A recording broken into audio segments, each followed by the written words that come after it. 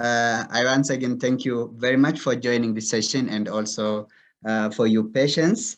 We'll be having 4 presentations in the session and opening speech.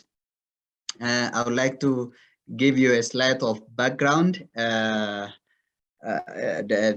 session focuses on adaptation, the building resilience using sustainable forest management. Maybe next slide, please.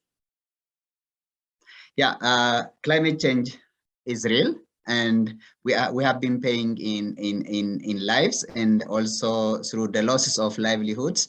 And for developing countries, adapting to climate change has become an urgent matter, and with all efforts, including building the adaptive capacity and also resilience.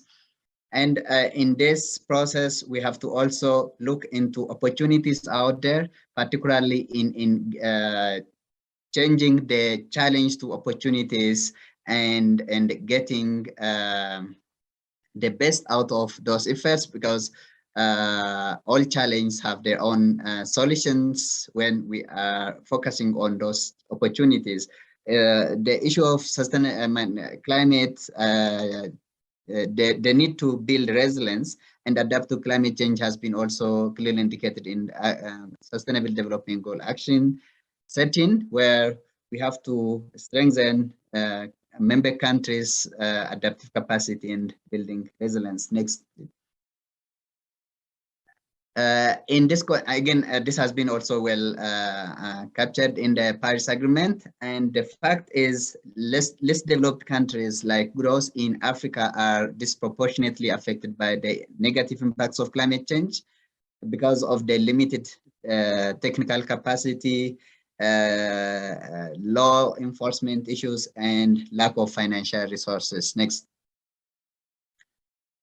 And in our effort to adapt to the changing climate, the role of forest sector is significant, and we need to make use of the opportunities in the forestry sector, which is very useful in terms of building both adaptation capacity and also resilience.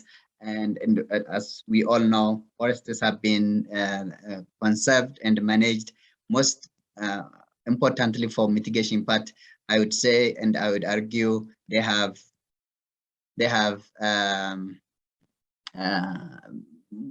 mutual benefit. I mean, dual purposes, both for mitigation and adaptation, and they are also important in enhancing ecosystem services, which are critical for building resilience in the changing climate.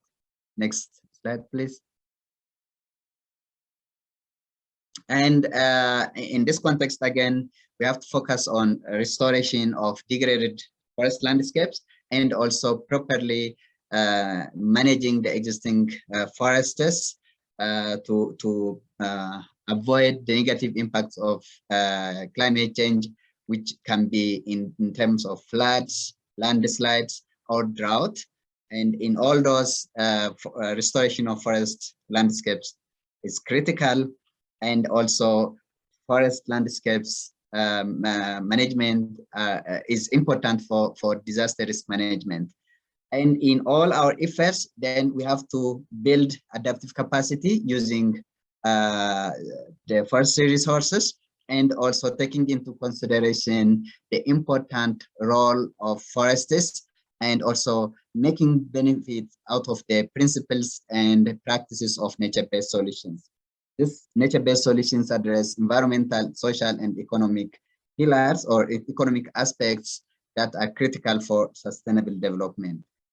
With that background, again, I warmly welcome you all, and would like to invite Jay to play the video of our chair and the president, Mr. Ban Ki-moon, to be followed by official opening remark by His Excellency Dr. Motuma Tolera. Jay, please.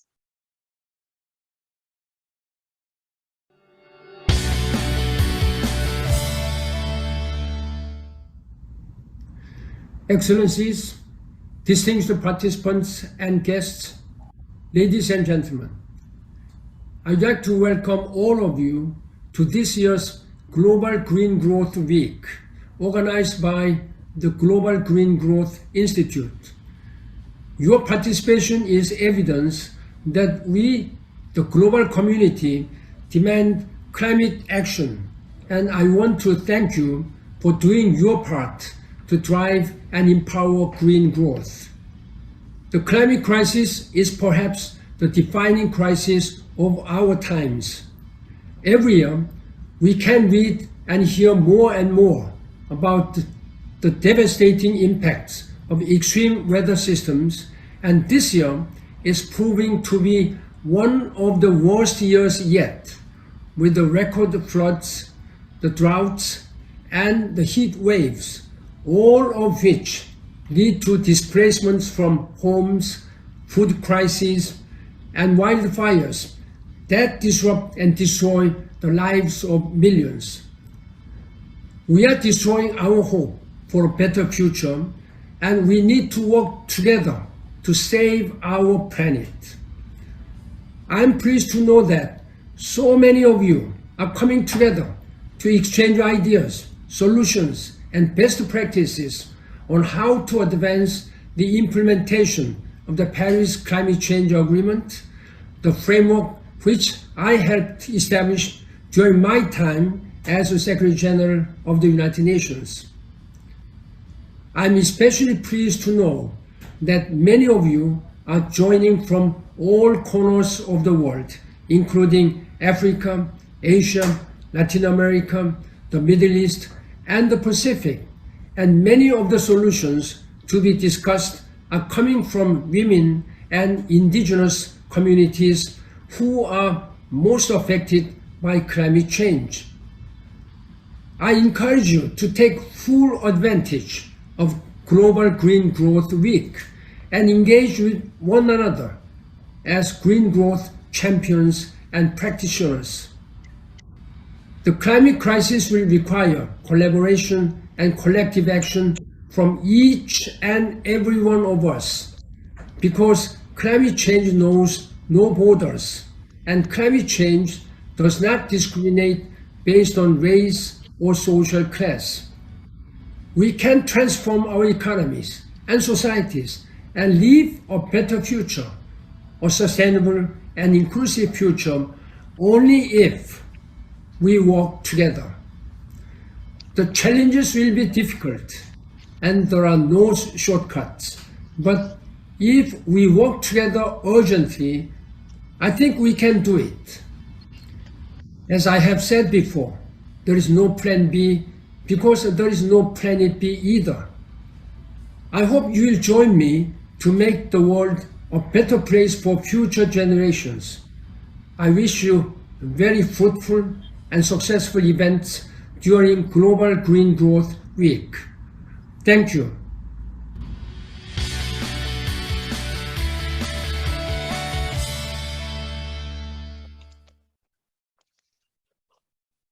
Thank you, Mr. Ban Ki-moon, our chair and president. Yes, there is no plan B, and we need to work together, and we need coordinated action. With that, I would like to introduce our speaker.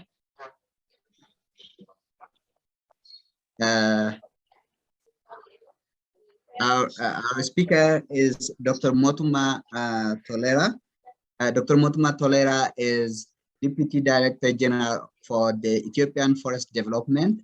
And before that, he was Dean for Wondogana College of Forestry in the Natural Resources, and one of the senior researcher in the profession, expert in the forestry sector in the country.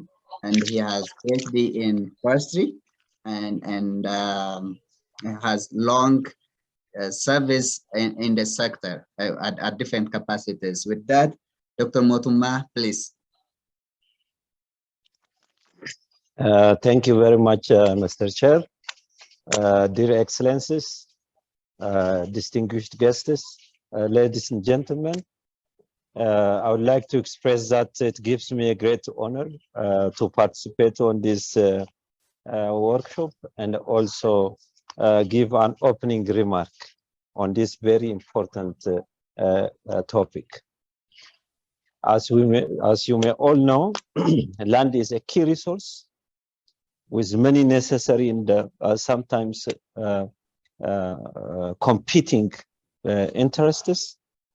And of course, even if it is a huge resource on which the global economy relies, there is also a huge threat of degradation. And different studies show that about 20% of the land resource worldwide is degraded at various level, varying, of course, from countries to countries and also from continent to continent. And this looming degradation is undermining productivity and ecosystem services, especially when it comes to forest degradation and deforestation. And when this is coupled with impacts of climate change or climate change effects, this is highly undermining the economic development of many developing countries like that of us. And I concur with the chair, Excellency Mr. Ban Ki-moon, that this is really a huge issue that needs great attention.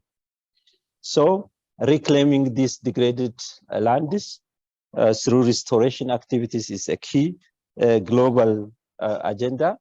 And that is also why we are having different commitments, global commitments under Bonn Challenge, New York Declaration, and some other continent-specific initiatives like the AFR 100.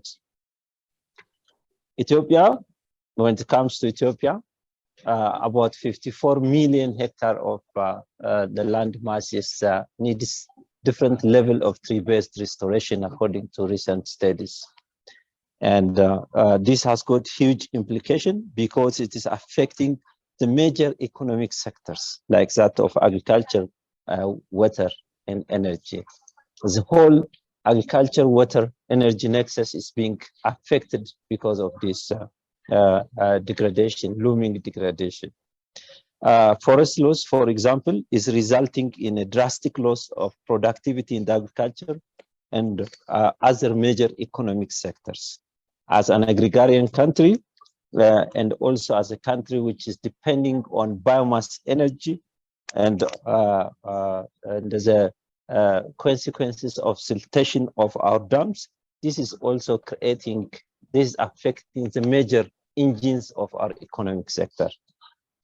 To combat this, Ethiopia has pledged to restore 22 million hectares of forests and degraded lands until 2030. And restoration is a key issue in our 10 years prospective development plan and other policies, including climate policies.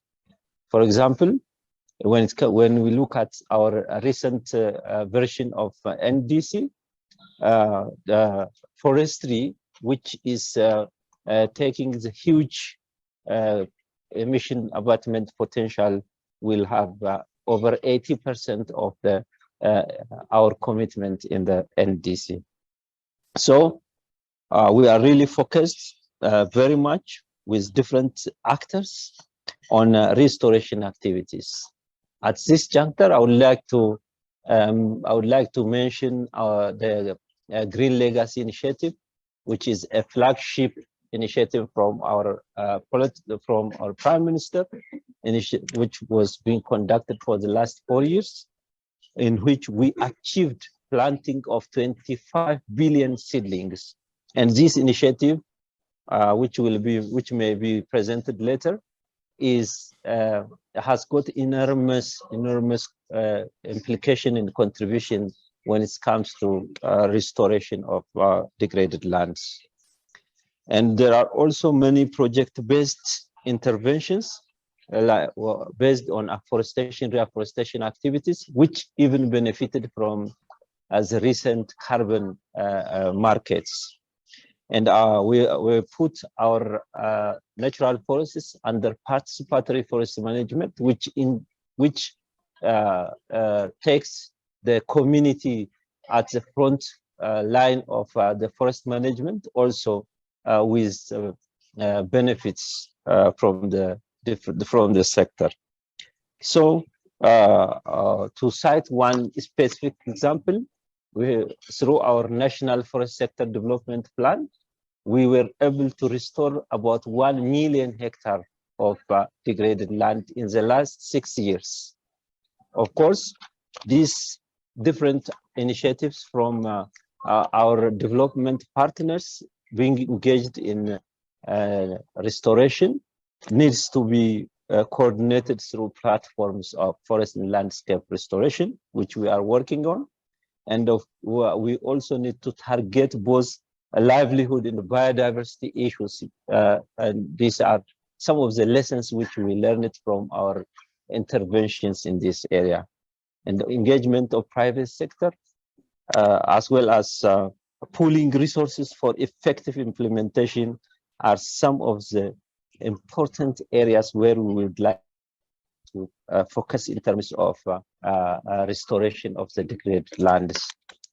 Ethiopian Forestry Development, my institution, where I'm serving at the moment as a Deputy Director General, is nationally coordinating the implementation, resource mobilization, in the creating enabling environment for restoration and rehabilitation activities throughout the country. Ladies and gentlemen, I would like to indicate at this chapter that the Global Green Growth Institute has brought this very important issue to the agenda because it's a very timely, globally as well as nationally, and in the faces of the devastating impacts from climate change, as mentioned by His Excellency. So this I can say this is a very timely engagement from the Global Green Growth Institute. I would like to thank the Institute for bringing this agenda, this timely agenda. With this, I would like to thank thank Global Green Growth Institute for giving me this chance, and I wish a fruitful deliberation throughout the workshop time, and thank you very much. Thank you, Excellency, for your very warm opening speech, which is comprehensive and also encouraging. And also, I would like to thank you for your commitment. I know it is late evening with busy schedules. Highly appreciated on behalf of GGGI family. I sincerely thank you. With this, we proceed to the presentation session. The first speaker will be Mr. Ivo Madler. Sir, if I misspell, sorry for that. He will be presenting on mobilizing private finance to accelerate investment in landscape restoration. And please be informed that there is translation service in English, in Spanish, and also in French. That, Mr. Ivo, please, the floor is yours. Thank you. Well, thank you very much. And I think you did pronounce my name very well. So pleasure to be there. And thanks for the Global Green Growth Institute for the kind invites for me to speak. I'm just double checking if colleagues can see the presentation. Yeah. Perfect. We do see here. Yeah. Perfect. So as you might have seen on the news, UNEP today released what is called the Emission Gap Report. Just less than 2 weeks ahead of the COP27 taking place in Egypt, and it provides a grim picture, namely that there doesn't seem to be a credible path in place to meet the Paris Agreement, and especially to try and keep temperature rise at 1.5 degrees. If we see what the impact already is at the moment, with 1.2 degree warming from the fact that Pakistan faced record floods. In Europe, there was a massive droughts with many rivers, including the Rhine, but also in China, the Yangtze River running dry. We can only imagine what the future looks like, including in sub-Saharan Africa, in a post 1.5 degree world. So I think the urgency couldn't be bigger. We also don't have time for incremental change anymore. The change needs to come in the years to come. UNEP will release another 2 reports, one on the global adaptation reports and the state of finance for nature, which I've worked on. The last of which will call for a doubling of investments into nature-based solutions in the next 3 years. And given the constraints in terms of sovereign debt and high inflation, most of that will have to come from the private sector. So that's sort of, again, painting a picture of A, urgency, and B, the fact that the private sector needs to be part of the solution. The climate finance unit, which I'm leading, focuses mostly on practical system-wide solutions for financing landscape restoration and accelerated use of sustainable land use. We've helped to create a guarantee funds with Rabobank called Agri-Free to provide long-term lending. We've helped capitalize impact investment funds like the Green funds. And I'll highlight one solution called the Restoration Facility that can be providing reimbursable grants to impact investors who are a critical linchpin, in my opinion, to advance forest and landscape restoration. I think what Dr. Tolera mentioned about the high ambition level of the Ethiopian government to restore 22 million hectares is a leading example of what needs to happen. I think it is great for the government to rally behind it, but we should also be mindful that it's the private sector in many countries that will have to provide the kind of capital needed to make this happen at scale. So the Restoration Seed Capital Facility is a facility that has at the moment 25 million euros. It provides basically 3 lines of support. One is around fund development, and the second is around pipeline and project development. The kind of support provided to impact investors for fund development goes up to $750,000, and for pipeline and project development up to $2.5 million. In all of these cases, we ask for the private sector to put in at least 50% of the cost to make sure they have skin in the game. The ultimate objective is basically to see more funds reaching financial close, basically more funds financing forest and landscape restoration in Ethiopia, in sub-Saharan Africa, and in other developing countries.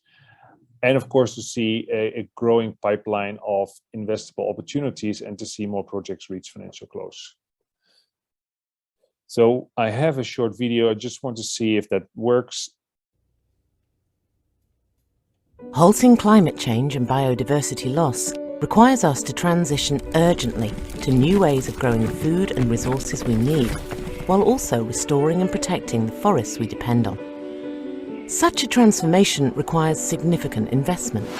At present, however, private investment in businesses that combine forest restoration with their production activities is still limited due to high perceived risk, limited track record, and lack of bankable projects. To attract more private investment in this area, the UN Environment Programme has created the Restoration Seed Capital Facility.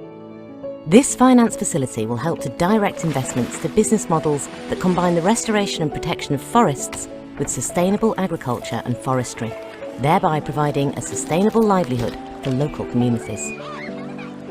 The Restoration Seed Capital Facility will achieve this objective by providing 3 lines of pre-investment support on a cost-sharing basis. The first of these will help fund managers raise new investment funds targeting activities aligned with forest restoration. The second and third support lines will concern already established funds, whereby the facility will first provide co-funding for early-stage pipeline development and subsequently focus on helping projects reach financial close.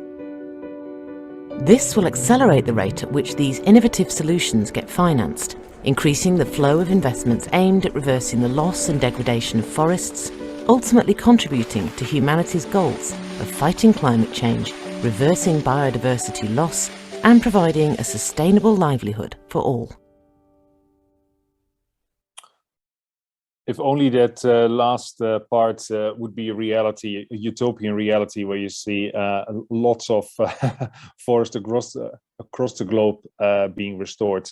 I think what is interesting is with the 25 million that this facility has, we aim to unlock 170 million US dollars. And I think this is interesting for bilateral government donors who are with tight budgets increasingly looking at how can you use ODA money to crowd in private finance, including by reusing ODA funding in the form of reimbursable grants, concessional or junior equity. And I think that this is something that really needs to be looked at in many different countries. The last part that I want to focus on is, in our view, there's not going to be a one-size-fits-all, nor is there going to be one initiative that is going to be the solution for everything.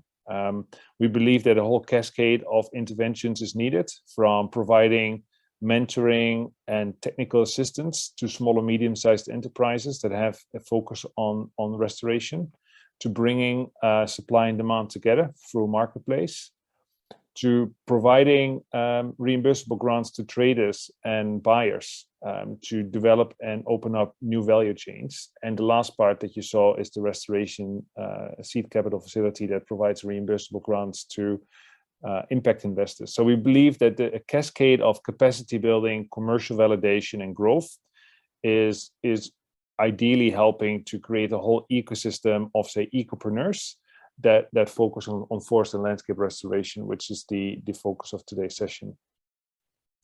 Perhaps a final remark from my side. When we tried to raise this money, it took about 3 years to convince donors to provide the funding and then to operationalize it. I don't think we have that time anymore. I think we need hundreds of these kinds of facilities by GGGI, by WRI, by UNEP, by many others. Donors would need to make these decisions based on imperfect information, but we just don't have the time to wait 2 or 3 years for the Green Climate Fund, for the GEF, for bilateral donors to make a decision. And on the implementation side, there needs to be competition between those entities who can deploy and operationalize this as soon as possible. I think if we are to turn the tide on emissions, and the World Meteorological Organization showed yesterday that instead of emissions going down, emissions are actually going up. They reached record levels over the past 12 months. The time for patience, the time for deliberations basically is over. So with that, I'll give it back to the chair. And thanks again for listening to me.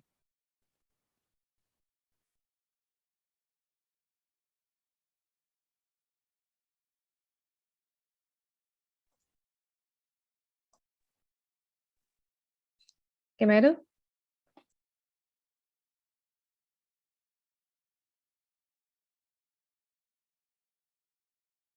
I believe you're muted, Gemeru. So thank you very much, Ivo, for that interesting and informative presentation. Highly appreciated, and the message is crystal clear, and we all need to do our level best. The next speaker will be Mr. Thagba. Sorry, sir, if I'm misspelling your name. It will be from deforestation to health crisis in Western Africa, the case of Cote d'Ivoire and Burkina Faso, how to prevent. Mr. Thagba Raymond from an NGO A to C. Please, the floor is yours, sir. Thank you, Mr. Dr. Gomebu. You hear me? Yes, sir. Okay. Thank you, sir. As I tell you, last time, I will do my presentation in French. Is it possible to Yes, switch to French? yes, please. Okay. But we need help in translation. Jay? Yes, Kemedo. So the translations, they are already on. So you can, the participants can click this little globe button on the bottom of the Zoom page, interpretation, and just choose whichever language. Yeah. Very good. Please go ahead. Okay, so I'm going to share my screen.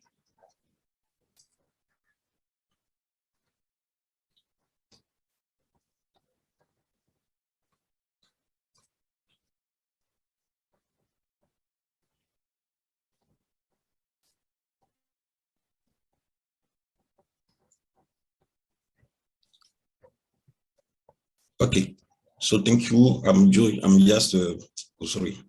I'm speaking. I will speak in French. Merci pour je vais dire l'opportunité qui m'est accordée, on va dire, pour pouvoir partager cette expérience avec tous ces personnes formidables qui sont sur cette plateforme. For these participants and the different panelists who are on this session, I would just like to divide my presentation into three main points. First of all, I'm going to talk about the biodiversity and the ecosystem services. Second, the biodiversity and health in West Africa, and a different solution for plant conservation. So the UICN, in the research, as defined, has detected that biodiversity is disappearing at our time, and we have lost almost 1/4 for all the species, the plants and the animal species, and we also have 3/4 of the landscape that has been modified, which is 75% of the landscape.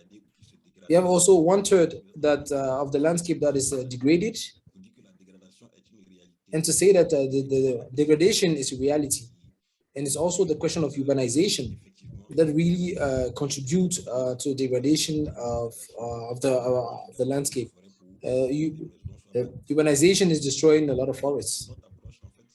So our approach is to ask ourselves the first question: the restoration of degraded landscape forest can give us services that can contribute to our well-being, to human well-being, and it can help us to reach our well-being. And this well-being can help us to live as we wish to do. And the question we ask ourselves: if these forest landscape are degraded and we don't have any forest anymore, and we don't benefit for this ecosystem anymore, how are we going to feel? So we are going to be ill-being. We will be in a situation where the population will be feeling badly and be affected negatively. When you see the different flood, the different droughts all around the world, the disasters, it's due to climate change. So we need to start acting for a change. So the question of well-being, the human well-being, is a theme that comes from economic sciences that discuss about the natural, the quality of life that is dependent on the quality of the environment and the resources that we can retrieve from the environment.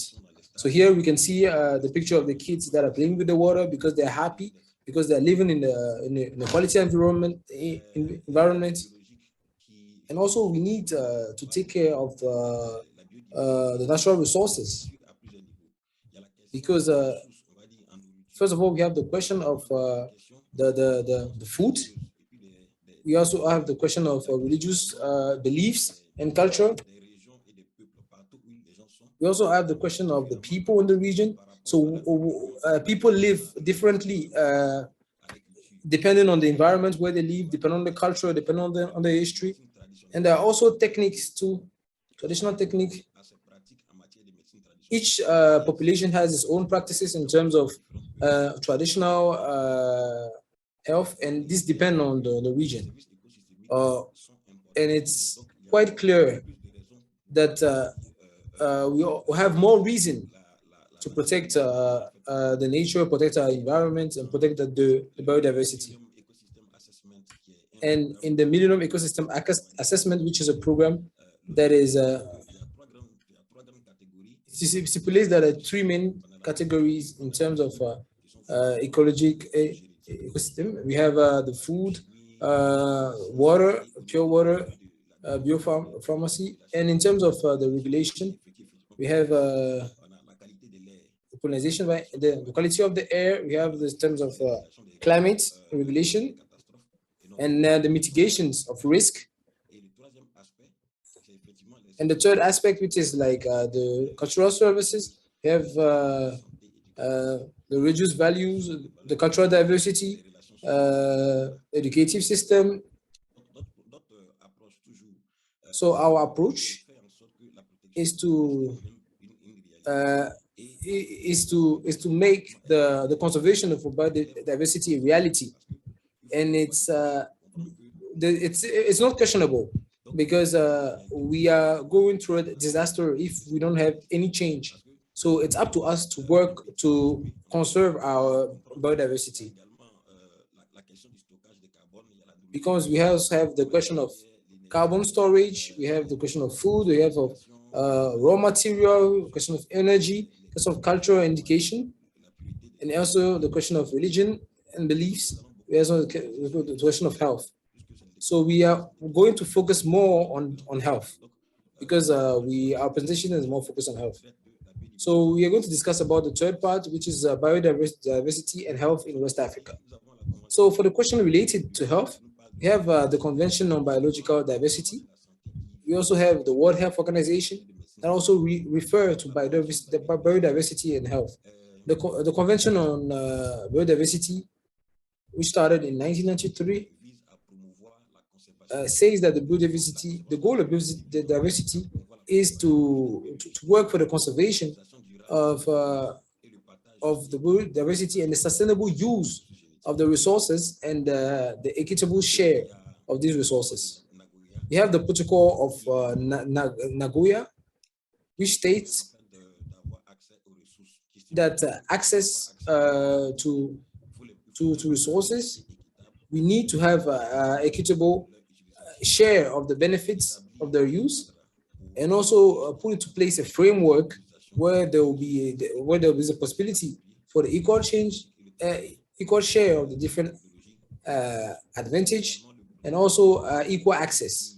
We also have the Protocol of Cartagena, which is more focused on the risk mitigation, on biotechnology. We also have the World Health Organization, which states that almost 80% of the population is using medicinal plants for their health. The World Health Organization has recently created a traditional medicine center in India at Jamaga, and this is to also help and increase the use of traditional medicine. And we have almost 170 countries among the 194 countries that are using traditional medicine. And this shows the importance of this traditional medicine. And the government of those countries that have asked the WHO to be able to set it. And WHO defines traditional medicine as all the different knowledge, all the different competencies, and all the different good practices that are done by indigenous cultures, and that is used to preserve health and the mental state. So to resume, we have the conservation of biodiversity, the sustainable use of the different elements, and the equitable share of the different benefits and advantages of our different resources. And WHO really try to upgrade the potential of traditional medicine, using it because there's almost 80% of the world population that uses traditional medicine for their own health.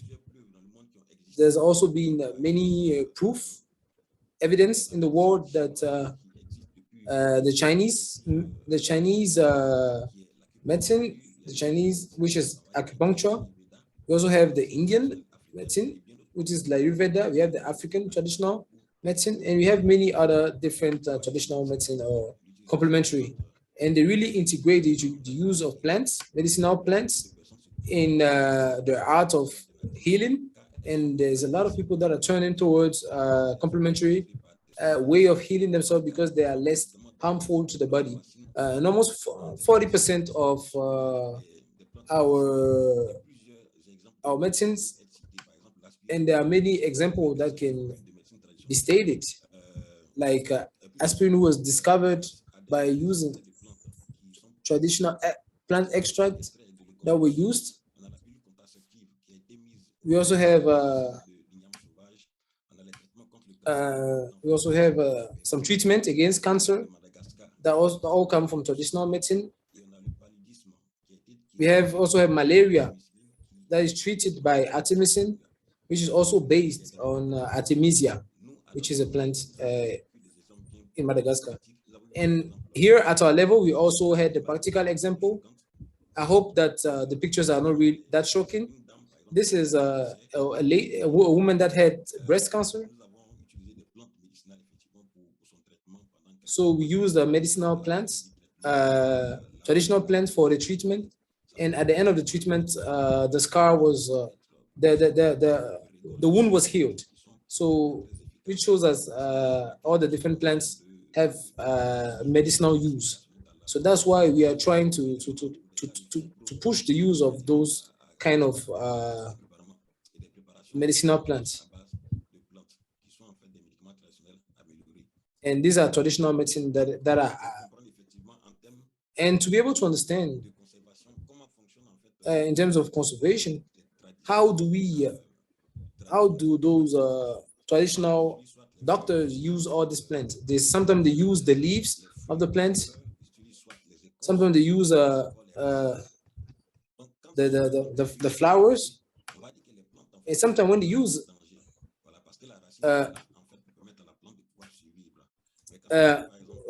the leaves, the plant itself is not in danger. Sometimes too, they may use the fruits, and there's no danger. The plant, there's no danger to the plant. And the only issue is like when they use the roots, the plant is really in a dangerous situation, because when we no longer have the roots and the people already use the roots is quite hard to be able, and this is those practices that need to be changed in terms of, and in this table, we can really have an idea on when the flowers are used, they don't have any sort of danger on the plants. When the fruits are used, they don't have any sort of danger. When the leaves are used, it's only when the roots of the plants are used as medicine, most of the time there's a danger on the life of the plant. And this can contribute to deforestation and degradation of the landscape. So we need to be able to monitor these traditional doctors. And there's many other difficulties and issues. We have the way they use the roots, the leaves, and this we need to assess to determine which kind of plants can be more in danger if there's an overuse of these plants for healing and for traditional medicine. We also have the disasters that we had, the flooding. We also have the bad agricultural practices like wildfires. We also have urbanization that is destroying thousands of land each year, forest land. We also have deforestation due to the use of the wood. We also have the effects of the landscape degradation and droughts, and also the use of chemical products on the lands. So the landscape, the primary, the forest landscape has reduced by over 81 million hectares since 1990. and we have about 420 million hectares of forest that has been lost in the world since 1990. And the annual loss, the annual deforestation rate is about 10 million hectares, and this will go to 12 million. And Ivory Coast is in this situation. Also, Burkina Faso and Mali and all these sub-Saharan African countries. And following some database we have that was presented in 1991, 90% of the forest landscape in Ivory Coast have been lost during these last years. So right now we really regret a quantitative loss of our forest and our biodiversity, a loss of genetic resources, because some of them are rich in substance and in medical active. And we are sure that many of our diseases can be cured through plants and through traditional medicine that have active that can help us to heal this kind of diseases.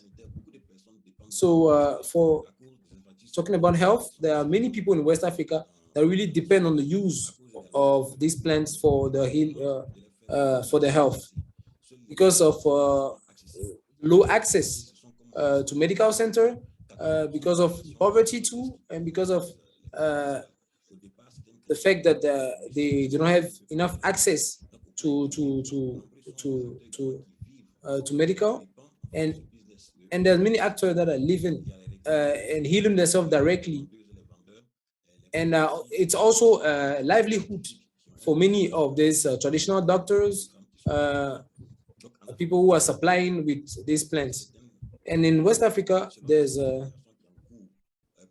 according to this data, there's more women and children that are healing themselves through plants, and this is used for sickness like sterility,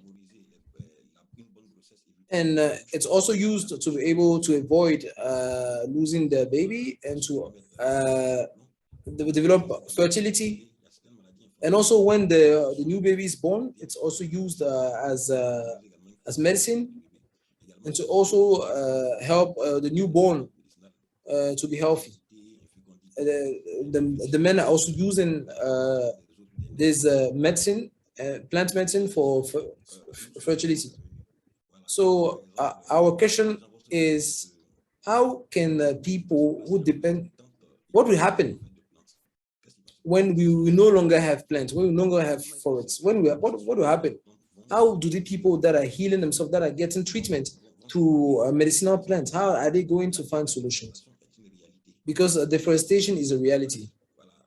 And we are losing most of our forests because of urbanization, because of climate change.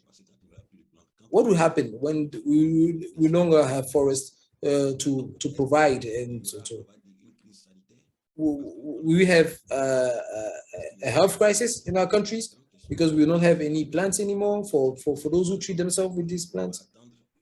So we cannot wait for the situation to happen. Can you summarize? Yes.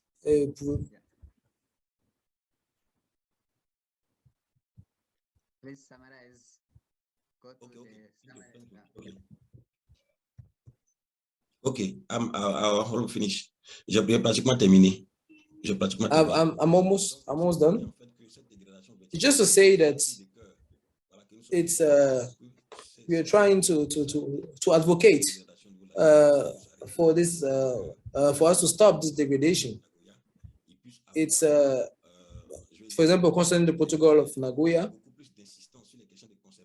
we need for us to have more incentives toward biodiversity conservation and also the protection of genetic resources.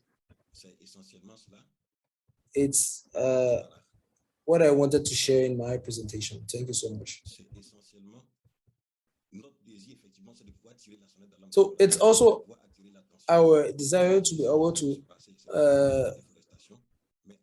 advocate for what is happening, but within deforestation, we have medical plants that are disappearing, that we are losing, and that's what we wanted to advocate for, because we need to find ways to be able to better the conservation of the biodiversity. So we tried to put into place centers where we can where we work for the conservation.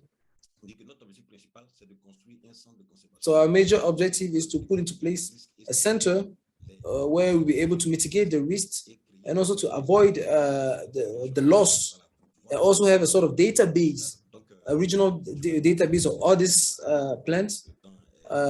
For the sake of time, I think I will stop here for the presentation. I would like to thank you for your attention.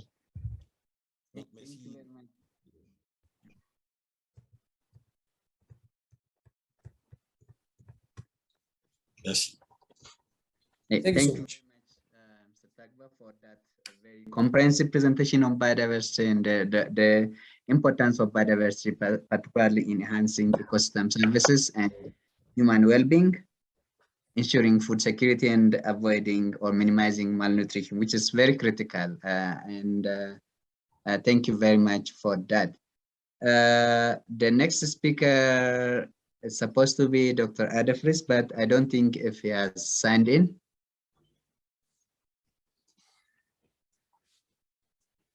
Jay, he was trying to get connected, but I'm not sure if he managed.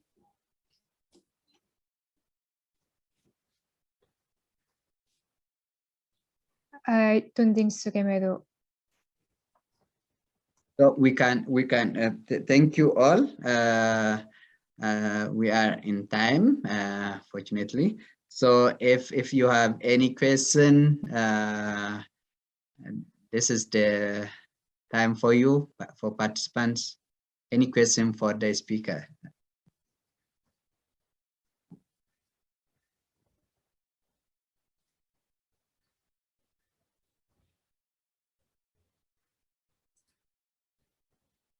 Do we have any question?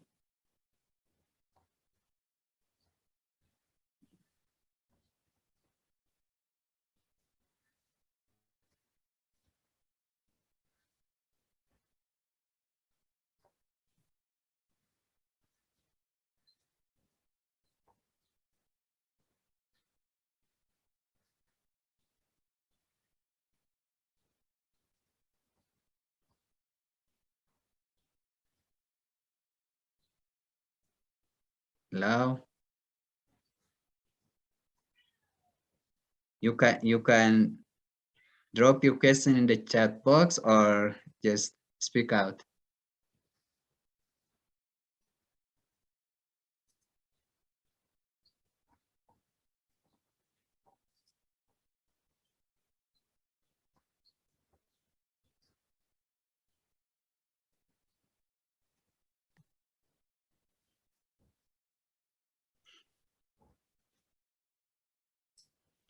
If not, we shall conclude the session.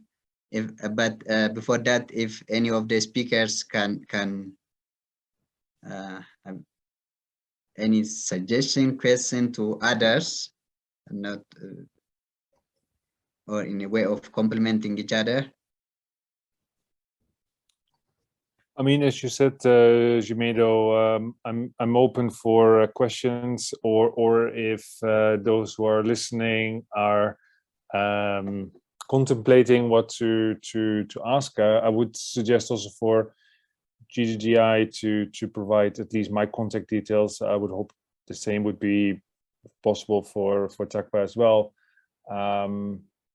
As you said, Jimedo, if there are any questions, I'm happy to answer them in the chat box or for people to unmute themselves. Thank you. That's well noted, and my colleagues will manage that.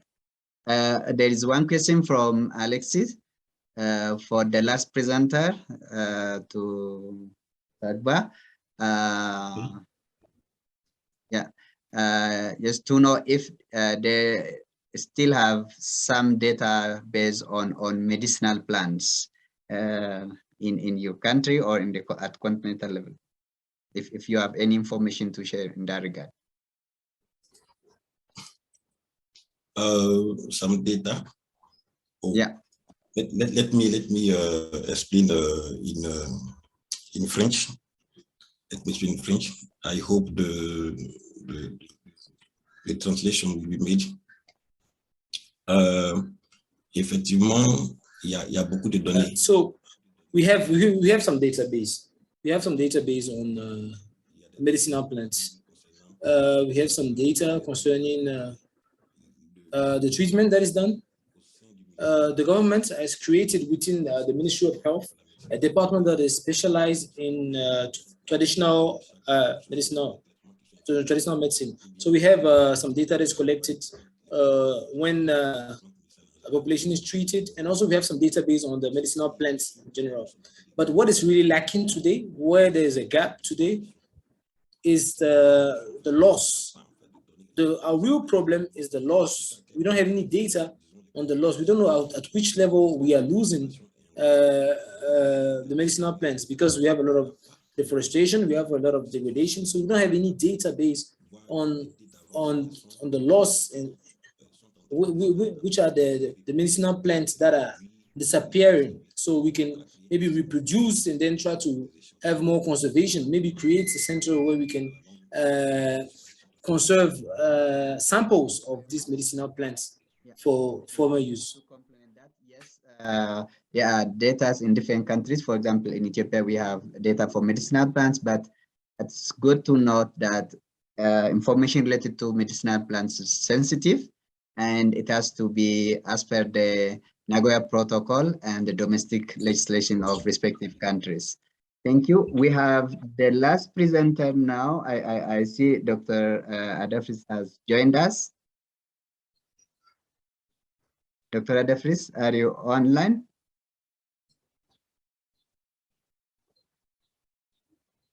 I think he's been logged out. No, I don't know. Maybe let me check. He just joined. It seems to have an issue with access. It's not here anymore. Okay.